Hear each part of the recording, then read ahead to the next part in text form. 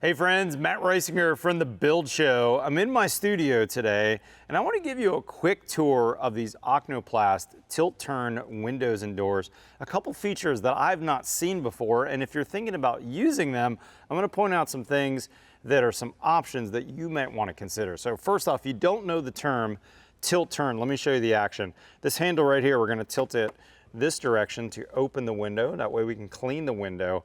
But check this out, we tilt it all the way up and we can tilt the window back. It opens just 2 or 3 inches. We're totally secure. No one's gonna break into the house this way, but now I can ventilate in the summertime. Now, what about winter ventilation? Check this out. They have another thing that I've never seen before called a micro vent. If we put the handle at 45 degrees, it's gonna be a little hard for you to tell, but the window actually just pops out 1/2 inch, maybe 1/4 inch. Now I've got a little bit of ventilation on the outside. Now let's take a minute and actually run through the product line. This is the Pixel and the Pava. Pixel is kind of the lowest cost entry point, but check out the stats, even for this window. This window is almost twice as efficient as what code requires for American homes. U-factors here are something like 0.15, 0.16, depending on some options. And this is only a double glazed window to get that really, really low U-factor. If you translate that U-factor to R-factor, this is around an R6 window, almost double what you're seeing out there for most of the American brands. This product in particular also is going to have multiple sealing locations. So this Pixel, double glaze and 2 seals. There's a seal here and there's a seal here on the sash.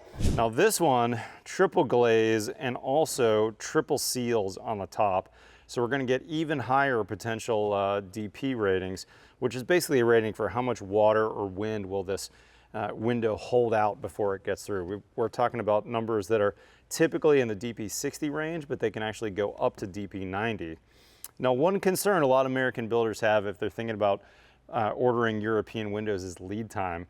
And check this out, on these 2 lines here, the UPVC lines, we're talking about 8 to 10 weeks from the time you order until they're on your job site. Next up, let's go to the aluminum line. What you're looking at here is the Evo line, and this is the Evo Standard, all aluminum window, thermally broken. Look at that thermal break, holy cow, that is legit.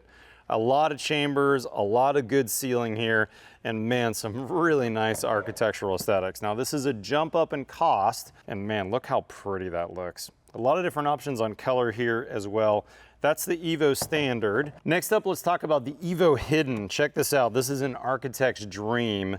From the outside, you cannot tell whether it's an operable or a fixed window because of this raised portion on the window. Really straight lines, really nice architectural detail, but of course, all the amazing seals and all the nice performance. And then the last model we want to talk about briefly is the Evo Steel. Look how handsome that is. Depending on what color you got, this would be really hard to expect this to be aluminum. You would absolutely swear this was steel from the street. Really nice sight lines.